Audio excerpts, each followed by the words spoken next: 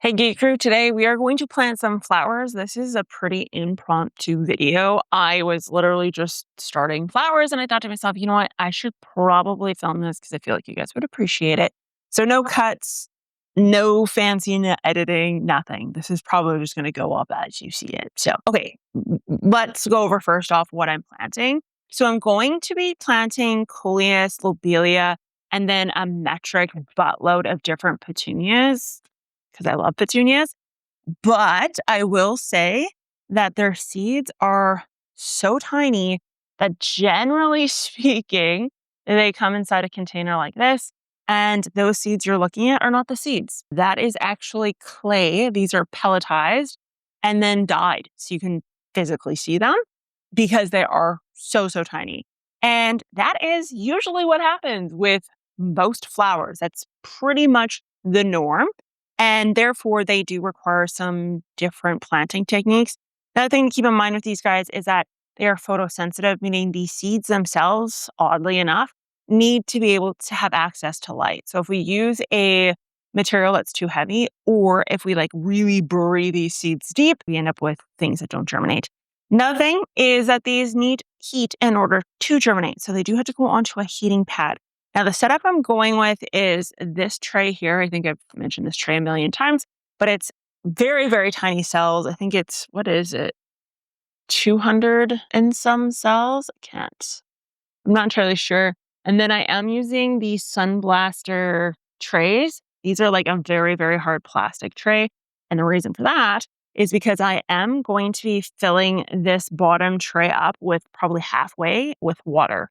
So I'm going to water the seeds normally, get the vermiculite nice and wet, and then I'm going to do half a tray of water here. And then I'm going to rely on evaporation to kind of force the rest of the water upwards and ultimately cause the plants themselves to be watered. And I will have a clear dome on top of that as well.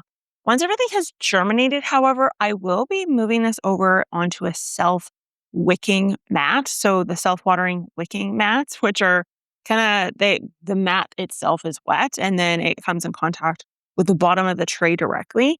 And then it just capillary action does its magic and it moves the water up into the cells themselves. And that is because the balance here is really key. We want a really good balance between water and air. And in order to achieve that, we want to limit bottom watering. We want to limit top watering because the seeds and the seedlings are so tiny that when they do come up, if you were to water overhead, you would disrupt them and ultimately kill the seedlings. So your only options are either misting or the wicking mat. In my opinion, you could bottom water, but bottom water can be a little bit too heavy at times. Now, number 2 thing I am doing is I am using vermiculite, straight vermiculite, nothing else but vermiculite. That means no potting soil is kind of what I'm trying to say there. So this is kind of what vermiculite looks like. It looks like fool's gold, kind of. It's very porous and airy. And the reason for that is obviously because these are photosensitive. So I want to yield towards that, which one great way to do that is something that is airy and light. And then the other reason I'm using vermiculite is because it allows for good airspace, water space, and it is completely inert, meaning there's no fertilizer in it and there's no compost or vermicast or anything like that. So there's no mold. And again, these are so sensitive. They're just so tiny that if you have any of those issues, generally the seedlings themselves don't do well. So that's kind of the reasoning for why. So I'm just going to fill up these cells. I will say one thing. When you're working with soil, potting soil, vermiculite, or perlite, don't do what I'm doing. Wear a mask or do it outdoors because breathing this stuff in is actually really bad for you. Vermiculite does not have asbestos.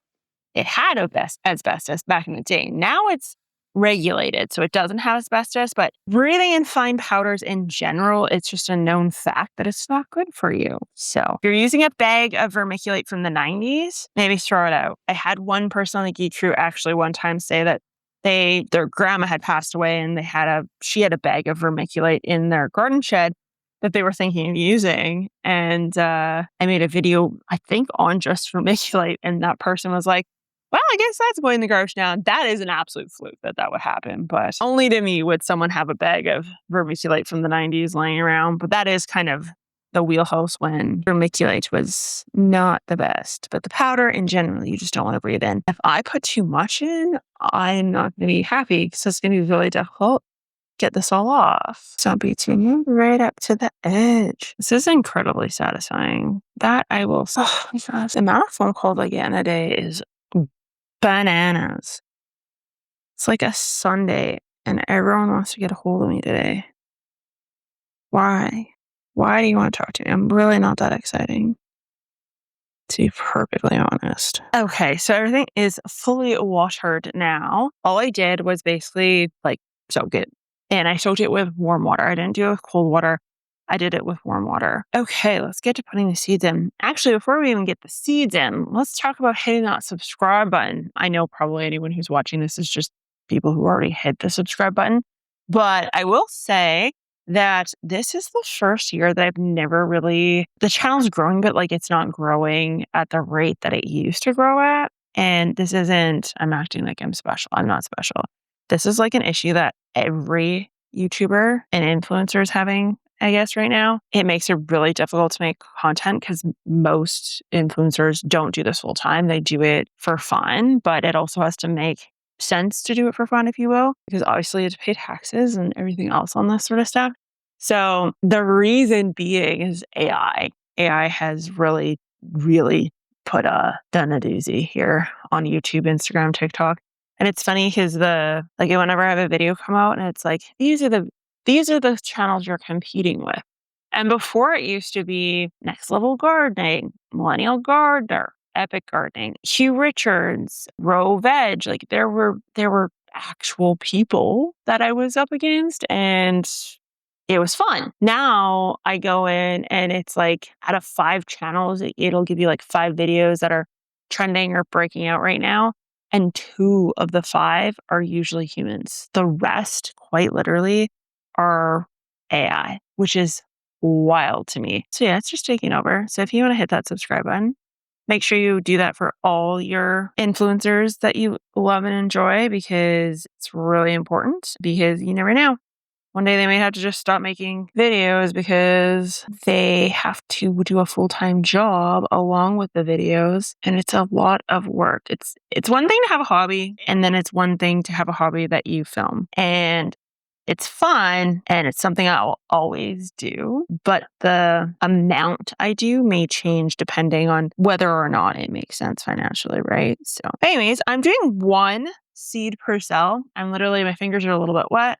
And then I'm going in and I'm just popping the seed into the vermiculite. It's not going to be pretty. It's not going to come off your finger easily. And then all you're going to do once it's in the cell is just a light little pat.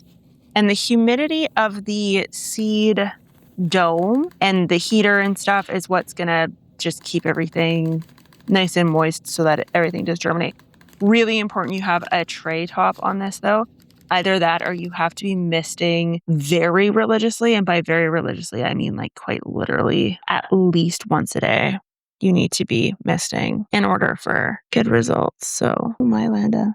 Okay, I'm going to do the rest of this tray and then I will come back and I will show you kind of the setup I'm putting it on. I'm actually putting it on a brand new kind of Vigo row thing. It's really cute. It's got lights and it's got 3 different levels and it's mobile. And it's awesome. So I'll show you what that looks like. I will be back in a little bit. Okay, so now of course it's really dark, but essentially I am done. I don't know if I can get a close up because the window's in the back, but everything is fully planted. I just firmly kind of pushed everything into place. I didn't water over top. There's just water in the bottom. And then I'm simply going to take this. I've taped, was a vent here. I don't know what happened to it. Any little holes, there's another hole on the side here for lights, all of that I've taped off. And I'm going to just simply cover over top of the seedlings. My heat mat is in place right here. And yeah, now we just let it cook. And if I notice that it looks a little bit dry or if there's no humidity on the top of the hood, you can go in and actually mist this inside of the hood along with the top of the vermiculite, and it will help enormously with keeping that up. Geek Crew, I hope this helps you out when it comes to starting some of those smaller seeds, such as the said flower seeds, and I will talk to you guys next time. Bye.